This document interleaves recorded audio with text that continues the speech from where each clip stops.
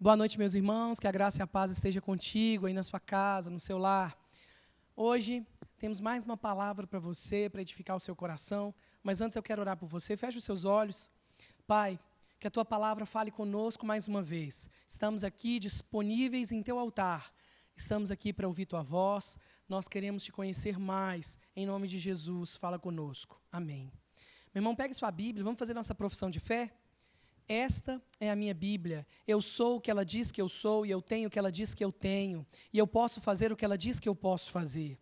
Hoje eu serei tocado pela palavra de Deus. Eu audaciosamente confesso que a minha mente está alerta e que o meu coração está receptivo. Eu estou pronto para receber a incorruptível, a indestrutível e sempre viva semente da palavra de Deus. Eu nunca mais serei o mesmo. Nunca, nunca, nunca. No nome de Jesus eu oro. Amém. Aleluia. Quero trazer para você, ao seu coração hoje, uma palavra que está lá em João, capítulo 4, no Evangelho de João, capítulo 4, verso 1. Abra sua Bíblia em João, capítulo 4, verso 1. Antes que nós iniciemos a leitura, eu quero contextualizar, esse momento que nós estávamos aqui, nós não, eles estavam, passando. Aqui no verso 1 vai contar que Jesus tinha sido perseguido pelos fariseus.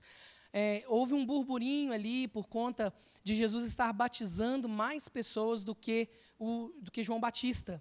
E, de fato, não era Jesus que batizava, mas os seus discípulos. E isso fazia com que surgisse inveja, surgisse um burburinho, uma disputa, desagradasse o coração dos judeus, e eles perseguiam Jesus. E, por isso, Jesus saiu dali, daquela região da Judéia e fosse para a Galileia, que também é uma região. Porém, Jesus teve que parar no meio do caminho. Nós vamos ler aqui a partir do verso 2, e você vai entender um pouco dessa história. Na minha versão aqui da NVI, tem o título da mensagem, desse texto, vem a conversa de Jesus com a samaritana. Vamos ler o verso 2 em diante. Verso 3 em diante. Quando o Senhor ficou sabendo disso, saiu da Judéia e voltou mais uma vez para a Galileia. Verso 4. Era-lhe necessário passar por Samaria, assim chegou a uma cidade de Samaria chamada Sicar, perto das terras que Jacó dera a seu filho José. Havia ali um poço de Jacó. Jesus, cansado da viagem, sentou-se à beira do poço. Isso se deu por volta de meio-dia. Então, Jesus teve que parar em Sicar, teve que parar nessa região de Samaria, e enquanto ele parou ali para beber água, se deu essa história. Passou esse episódio dessa mulher que Jesus encontra. E a primeira coisa que eu quero que você observe, que você esteja bem atento para observar, por que Jesus teve que parar naquele lugar? Jesus disse que ele teve que parar naquele lugar, ele tinha que passar por Samaria. Mas a Bíblia não mostra nenhuma evidência do que ele faria naquele lugar, do que ele tinha para fazer naquele lugar, além de conversar com essa mulher. Dá a entender que houve aqui um propósito em que Deus parasse, em que Jesus parasse em Samaria por causa dessa mulher. Isso mostra para nós, meus irmãos, que o nosso Deus, ele é um Deus relacional, que Jesus para todo o seu planejamento para alcançar uma pessoa. A Bíblia mesmo diz que Jesus andava por toda parte, fazendo bem, curando os enfermos e os oprimidos por Satanás. Ou seja, essa mulher, ela estava num contexto onde ela estava enferma, estava oprimida também. E Jesus queria não só curá-la e restaurá-la, mas alcançar toda uma cidade, por causa dessa mulher também. Vamos continuar nossa leitura aqui, no verso 4. Era necessário passar em Samaria. Assim ele chegou à cidade de Samaria, chamada Sicar, perto das terras de Jacó, onde havia o poço ali do pai Jacó.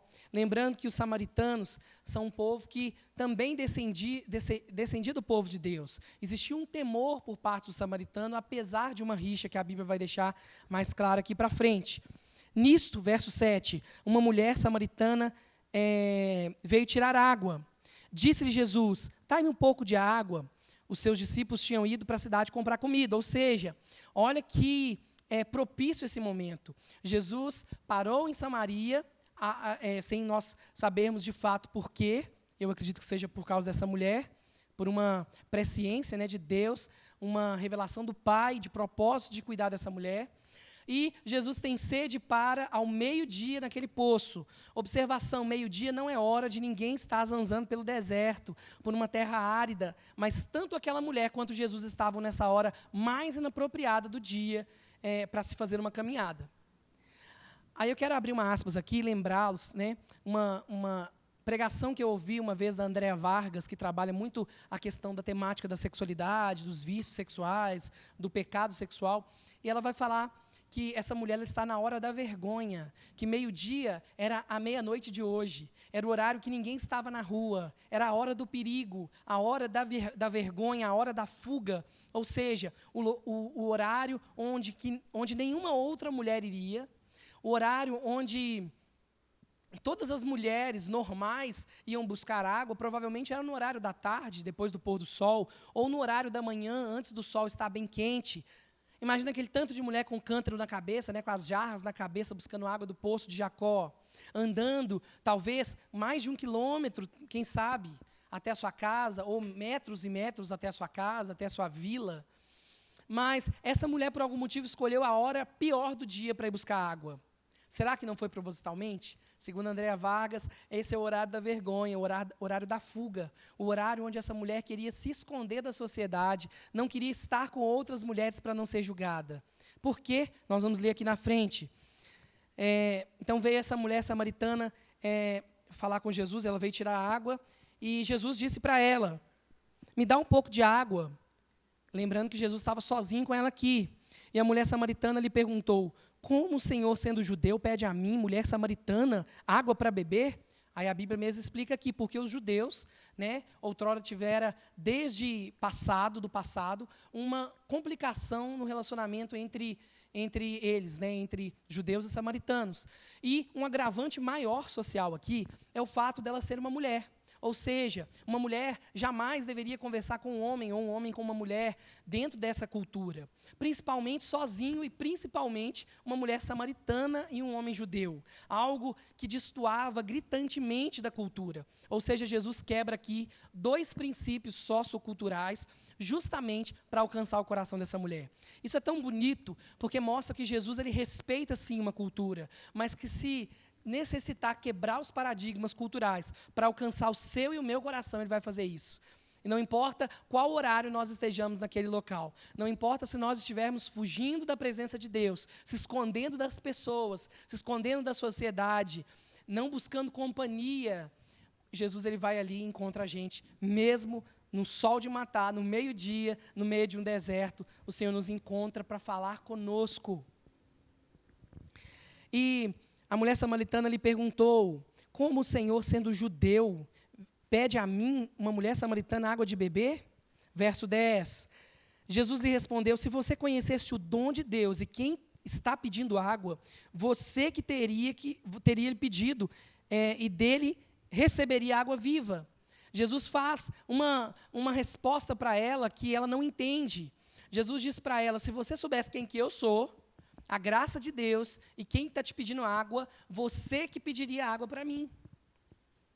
E essa mulher, óbvio que não entendia, disse a mulher, o Senhor não tem com que tirar água do poço, e o poço é fundo. Onde você conseguiria dessa tal água viva? Acaso o Senhor é maior do que o nosso pai Jacó, que nos deu o poço, do qual ele mesmo bebeu, ele, sua família, seus filhos e todos os seus animais? Ou seja, essa mulher indaga ele com uma pergunta óbvia. Como assim? O Senhor vai tirar água e vai querer me dar? Que arrogância é essa? Você nem tem vasilha. Você nem tem como tirar essa água, o poço é fundo. E ela indaga Jesus dizendo, o Senhor está falando que o Senhor é maior do que os outros? Você está desdenhando a minha água, falando que a água do poço do nosso pai na fé Jacó, que a sua é melhor, que a sua água é viva, você nem vasilha tem. Quem é você?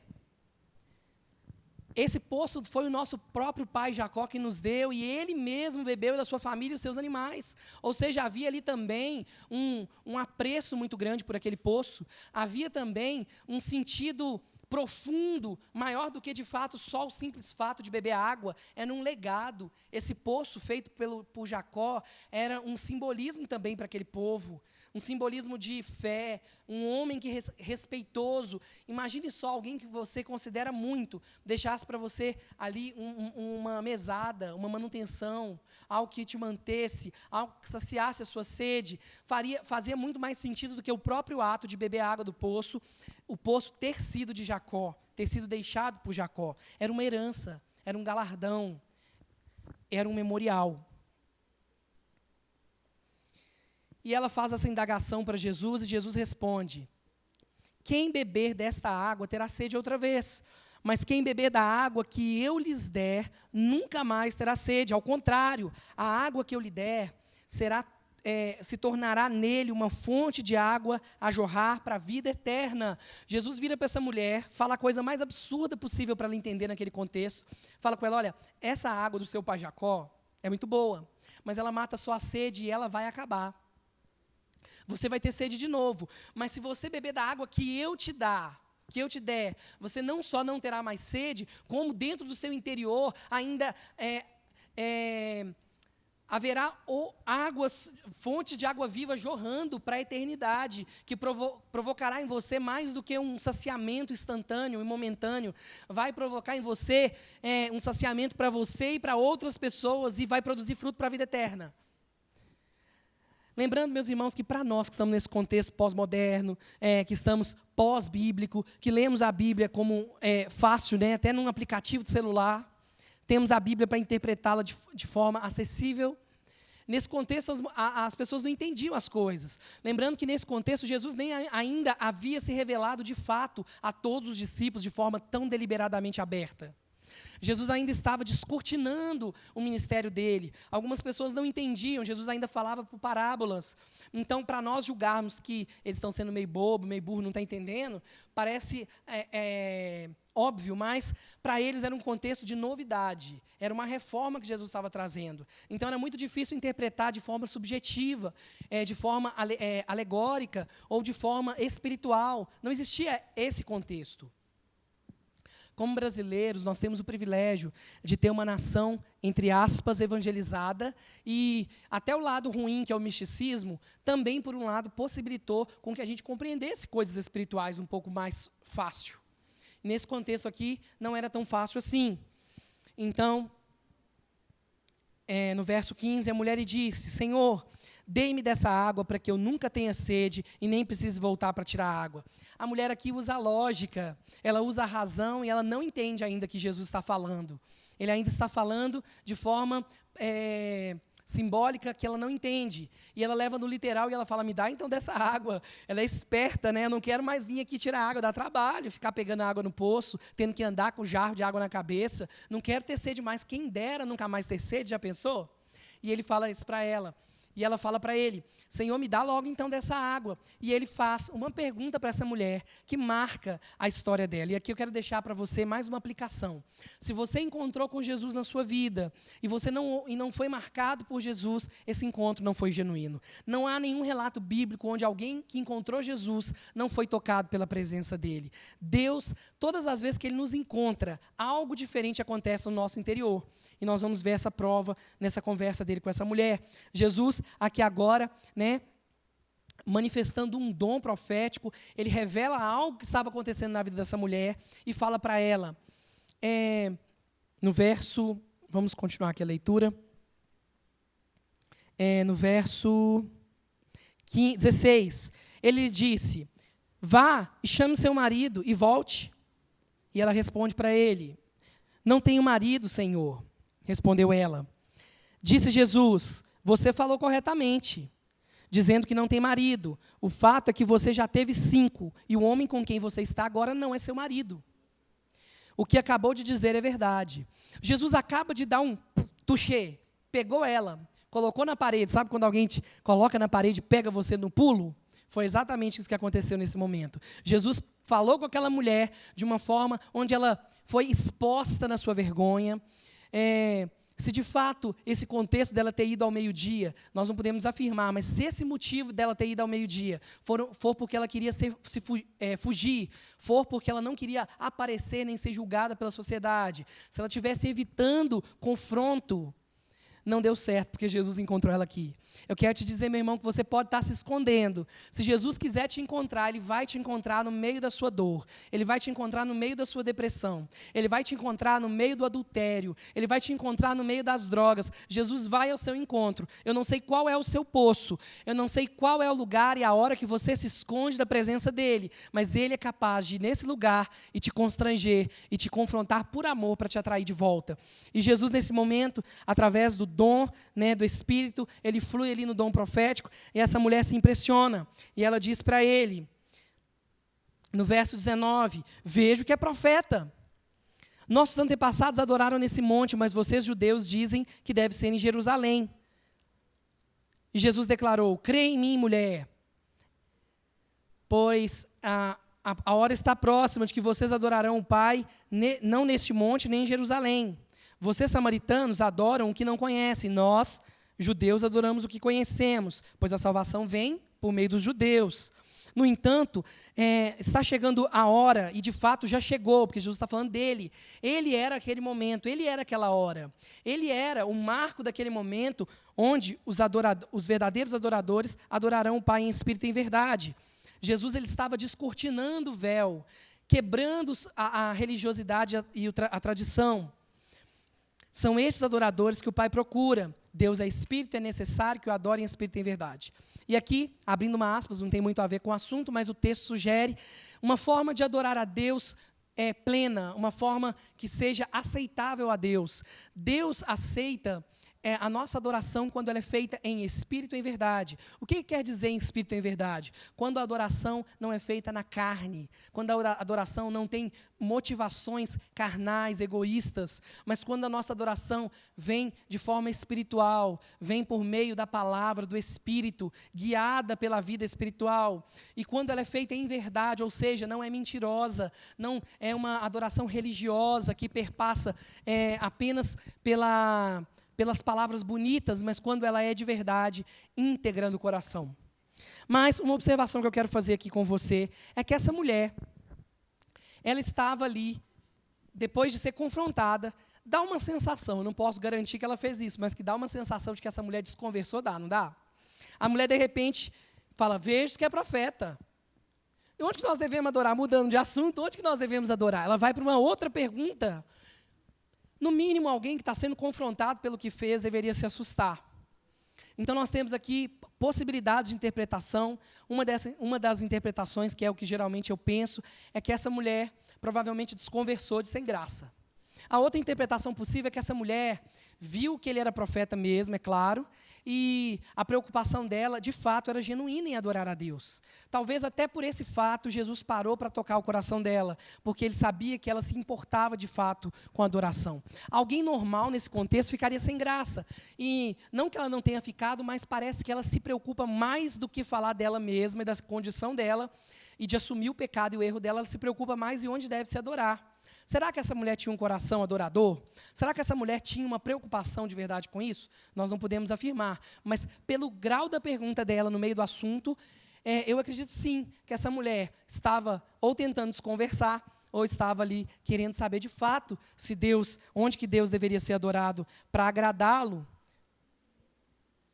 E Jesus responde para ela, crê em mim.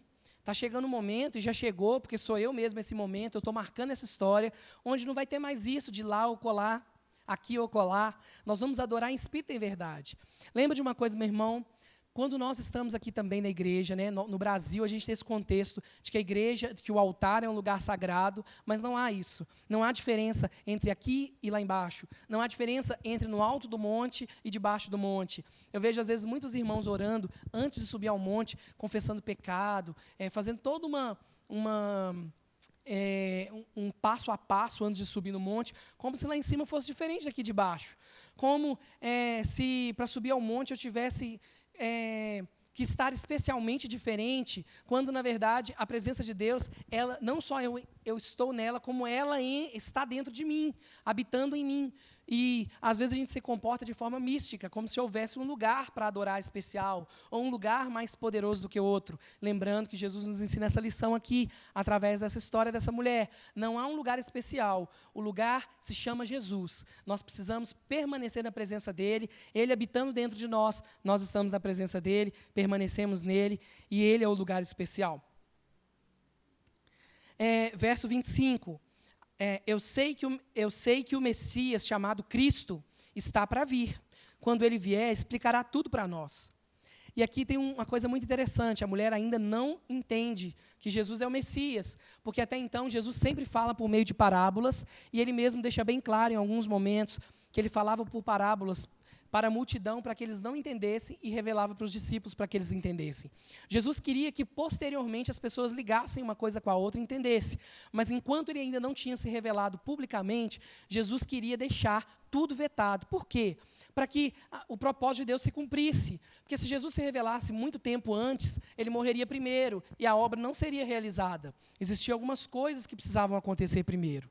Então, Jesus aqui faz algo impressionante por essa mulher. Jesus se revela a ela no verso 26. Jesus declarou: eu sou o Messias. Eu que estou falando com você agora sou o Messias. Eu aqui na sua frente.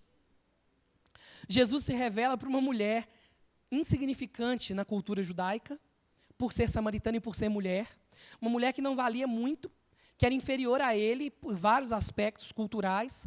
Jesus se revela para essa mulher. Isso nos ensina, meu irmão, que Jesus quer se revelar para nós. Eu não sei se você que está me assistindo é um cristão convicto, cheio do Espírito Santo, tem buscado a presença de Deus, ou se você anda fraquejando, mas eu quero te dizer que Jesus se preocupa com você e Ele se revela para você, porque Jesus está preocupado com os pequeninos do reino. Jesus, Ele quer atrair todos para a tua presença. Essa mulher, ela estava num contexto onde ela era desfavorável em todos os aspectos. Uma mulher adúltera, uma mulher que estava em pecado, Jesus sabendo que ela estava em pecado, além de ser mulher e de ser samaritana. E está ali meio-dia. O que essa mulher estava fazendo nesse contexto? Essa mulher estava vivendo um contexto horrível. E Jesus se revela para ela. Nem todos os discípulos, nessa altura, tinham convicção plena que Jesus era o Messias, mas Jesus se revela para uma pequenina, num poço, no calor de meio-dia. Jesus se importa com cada pessoa. Jesus se importa com cada pequenino. Verso 27, naquele momento, os seus discípulos voltaram, lembrando que eles tinham ido à cidade, comprar algumas coisas para comer, e surpresos ao encontrá-lo conversando com a mulher, mas ninguém perguntou o que queres saber, ou por que estão conversando com ela. Ninguém perguntou, todo mundo fingiu de bobo, porque afinal de contas era estranho, mas nessa altura Jesus já tinha toda a autonomia e o respeito e a credibilidade deles para não ser questionado, mas que havia ali algo estranho, havia. A Bíblia deixa bem enfático esse momento que eles não fizeram perguntas. Por quê? Porque, de fato, era algo estranho. Algo deveria ter sido perguntado, mas eles não perguntaram. Então, deixando o seu cântaro, a mulher voltou à cidade e disse ao seu povo: venham ver o homem que me disse tudo que eu tenho feito. Será que ele é o Cristo? Até então ela não estava totalmente convicta, mas os sinais, esse sinal profético, esse dom profético, ele trouxe aqui uma credibilidade para Jesus e revelou para ela algo que tinha acontecido, e isso foi motivo de testemunho. Por isso que nós devemos orar pedindo ao Senhor também dons espirituais. A Bíblia fala que os sinais seguiriam os que crerem. Os sinais, eles são para evidenciar não só para cristão, para edificação da igreja, mas os sinais, eles vêm para testemunho da nossa fé, para testemunho e revelação de quem Deus é. E aqui, nesse contexto, essa mulher vai e testemunha para a cidade dela. Acaba assumindo também tudo que ela fazia de errado, se expondo diante do testemunho de Deus. Isso fala para nós que, diante da glória de Deus e da presença dEle, e diante do testemunho e da experiência com Ele, tudo se torna obsoleto. Até mesmo o orgulho se torna descartável. Até mesmo a proteção, a máscara social cai, porque a presença dEle é mais importante. E porque a experiência com Ele marca a nossa vida de forma tal que vale a pena abrir mão de qualquer coisa. Venha ver o homem que disse tudo o que eu tenho feito. Será que ele não é o Cristo? Verso 30. Então saíram da cidade e foram para onde ele estava. Verso 31. Enquanto isso, os discípulos Insistiam com ele: mestre, come alguma coisa. Mas ele lhes disse: tenho algo para comer que vocês não conhecem. Lembrando que até então os discípulos estavam aprendendo, entendendo, e Jesus estava se revelando de forma gradativa. Não existia uma clareza na compreensão de quem ele era. Tudo ainda estava sendo descortinado. Para nós é tão tranquilo agora com a palavra toda, né? A gente lê a Bíblia toda, entende o contexto, entende o porquê de cada coisa, o que foi profetizado outrora, o que vem ser revelado hoje, o plano de Jesus, os sonhos dele. Jesus nos chama de amigos, né? E nós colhemos o que eles plantaram. E isso tem sido tão diferente e tão marcante na nossa vida. Nós não podemos desprezar todo esse conhecimento que nós temos. Como era difícil para esse povo entender os mistérios de Deus. E Jesus aqui vai descortinando, né? Jesus fala com eles: olha, eu tenho uma comida que vocês não conhecem. Então os discípulos disseram uns aos outros: será que ele trouxe alguma comida, né? Será que Jesus tinha comida guardada ali? Ele não está com fome, deve ter comido. Mas Jesus aqui, na verdade, estava revelando que ele tinha algo superior que alimentava ele. E não era um alimento natural, algo que nutria o corpo dele, que fazia ele ter energia para continuar, que fazia ele não preocupar com a comida material. Era a vontade de servir o Pai, fazer a vontade dele. E Jesus vai explicar para esses discípulos no verso 34. A minha comida é fazer a vontade daquele que me enviou e concluir a sua obra. Esse era o anseio que ardia no coração de Deus. Comer era importante, de fato, mas não era o mais importante a ponto de abrir mão de comer quando for necessário para que a obra seja feita. Meu irmão, nós aprendemos com isso, que o Senhor tem para nós uma obra para nós fazermos e que isso deve ser mais importante do que o próprio alimento físico, mais importante do que a própria nutrição do nosso corpo. O apóstolo Paulo diz que o exercício físico, ele é bom, mas ele tem pouco proveito. Mas o exercício espiritual, do corpo espiritual, né? Ele tem proveito para a vida eterna. Ele vai juntar tesouros onde ninguém pode arrancar de nós. E Jesus diz para eles: vocês não dizem, daqui a 4 meses haverá colheita? Eu digo a vocês: abram os olhos e vejam os campos, estão maduros e prontos para a colheita. Aquele que colhe já recebe o seu salário e colhe fruto para a vida eterna, de forma que se alegram juntos os que semeiam e que colhem. Assim é verdadeiro o ditado: um semeia e outro colhe. Eu os enviei para colherem o que vocês não semearam, que não cultivaram, né? Outros realizaram um trabalho árduo e vocês vieram usufruir do trabalho deles. Jesus está dizendo aqui de tudo que os nossos antepassados fizeram, todos os que os profetas vieram, os reis, os profetas, os juízes, todos os homens de Deus que representaram a Deus, todos os adoradores de Deus, todo o povo eleito que trabalhou arduamente, teve seu sangue derramado em prol da causa, estava agora colhendo frutos, e quem colheria seriam esses discípulos. Nós também estamos colhendo esse fruto. Nós somos essa geração que estamos colhendo fruto do nosso país, de pessoas que plantaram o evangelho nessa nação, que deram seu sangue e a sua vida. Nós estamos colhendo esses frutos hoje. Nós precisamos ser gratos a Deus pela forma que Ele tem nos plantado nessa nação e fazer o nosso papel também, né? Vamos seguir aqui. Muitos samaritanos, no verso 39, daquela cidade creram nele, por causa do seguinte testemunho dado pela mulher: ele me disse tudo o que eu tenho feito. Assim, quando se aproximaram dele, os samaritanos insistiam que ficasse com eles. E ele ficou 2 dias ali. E por causa da sua palavra, muitos outros creram. E disseram à mulher: agora cremos, não somente por causa do que você me disse, pois nós mesmos ouvimos que este homem realmente é o Salvador do mundo. Ou seja, o testemunho da mulher e o sinal que foi dado, né, milagrosamente ali através do dom profético, de fato foi um sinal relevante que aguçou o sentido dessas pessoas. Mas o que fez com que eles permanecessem na presença e se convencessem de que Jesus era Deus foi a permanência de Jesus com eles ali 2 dias. Lembra lá no início do texto, quando Jesus fala que ele precisava passar, era necessário passar por Samaria, era necessário fazer uma parada no meio do caminho. Jesus tinha aqui como plano alcançar o coração dessas pessoas, alcançar essa mulher e usar essa mulher como instrumento. Deus é fiel e Ele usa todas as coisas do meio do seu caminho para o cumprimento da sua vontade. Nós devemos ser assim. Se nós somos usados por Deus porque Deus nos direcionou, amém, nós vamos lá e fazemos. Mas se nós não sabemos, de fato, se foi uma direção de Deus ou se foi uma coincidência estarmos ali, né? Nem tudo às vezes é só porque Deus planejou, mas se de fato foi uma coincidência, ainda assim nós devemos fazer com que a vontade de Deus aconteça. Deus nos usa em todos os contextos, seja proposital, seja ocasional, todas as circunstâncias, nós estamos ali propositalmente sendo ministros do Evangelho. Ainda que a circunstância não foi premeditada por nós, o Senhor usa todas as coisas para se revelar aos seus pequeninos. Nós somos esses instrumentos, meus irmãos. Então, Jesus depois foi para Galileia e continuou a sua trajetória. O que eu quero dizer para você nessa noite, para que você, meu irmão, como eu disse, eu não sei se você que me ouve é alguém que está firme nos caminhos do Senhor, ou é alguém que está como essa mulher, se escondendo e buscando matar a sua sede apenas na água. Jesus tem fonte de água viva para gerar no seu interior. Jesus tem vida eterna para te dar. Jesus tem algo superior a uma água e a uma saciedade passageira. Jesus tem algo superior do que simplesmente saciar uma fome como um paliativo. Jesus, ele quer ser Senhor e dono. Ele quer ser o nosso mestre, aquele que nos ensina, mas ele também quer ser nosso amigo, aquele que caminha conosco. Ele é o nosso Pai. Nós temos um Pai zeloso que cuida de nós.